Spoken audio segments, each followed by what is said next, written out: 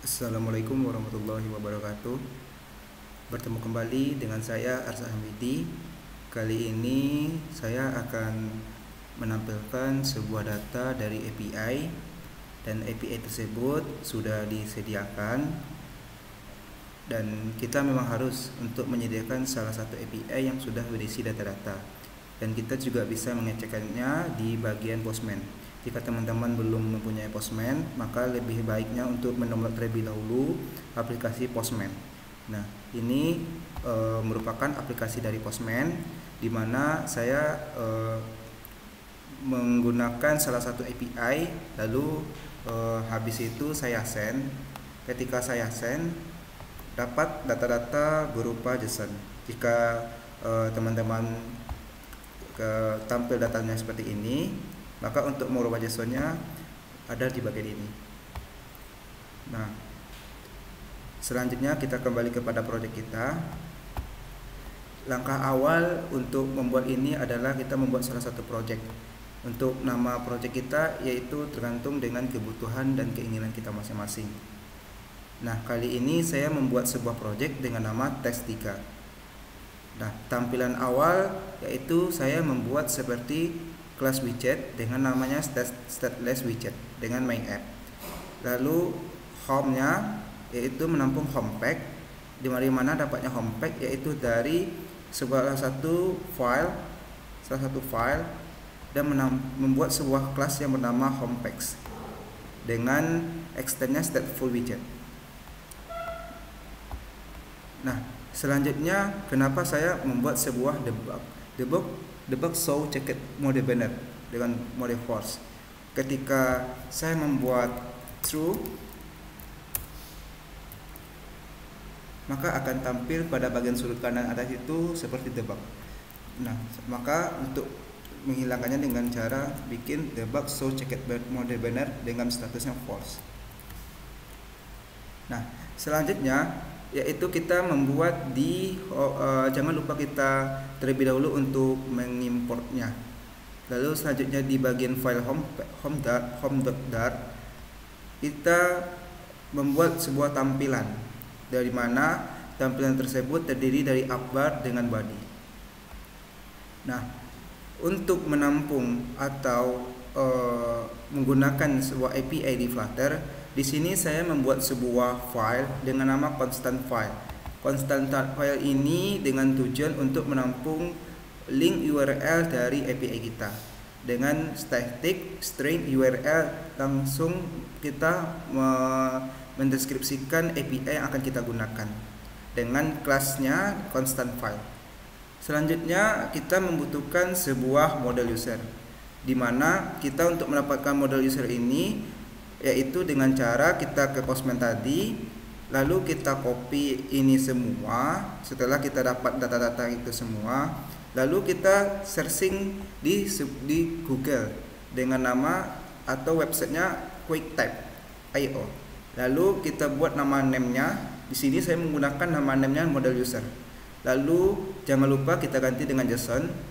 Lalu yang kita copy tadi, data-data yang kita copy tadi itu kita langsung pastekan di bagian kiri ini. Lalu maka secara otomatis data-datanya keluar.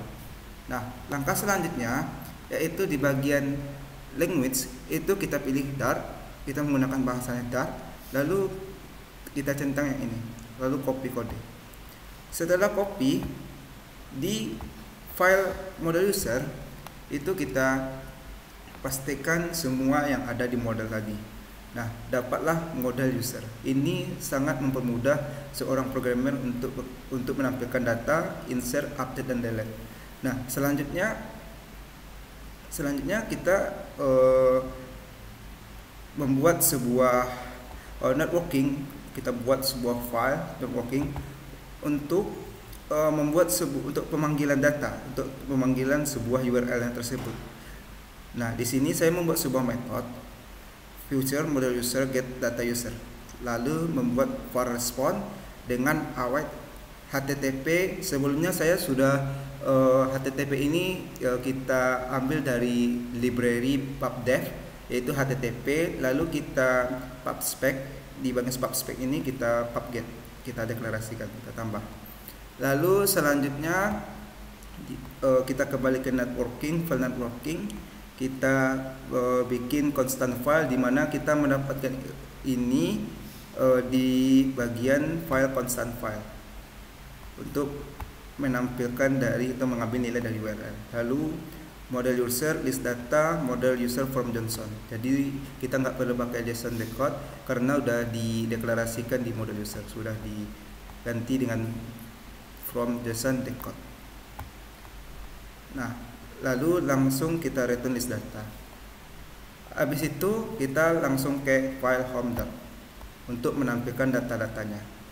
Gimana caranya? Yaitu yang pertama kita, karena ini datanya bersifat list, maka saya membuat sebuah list data user, list user dengan metodnya future list data user, list dengan nama metodnya list data user, asynchronous try model user respond await network provider. Network provider ini didapat di bagian networking, di kelas networking.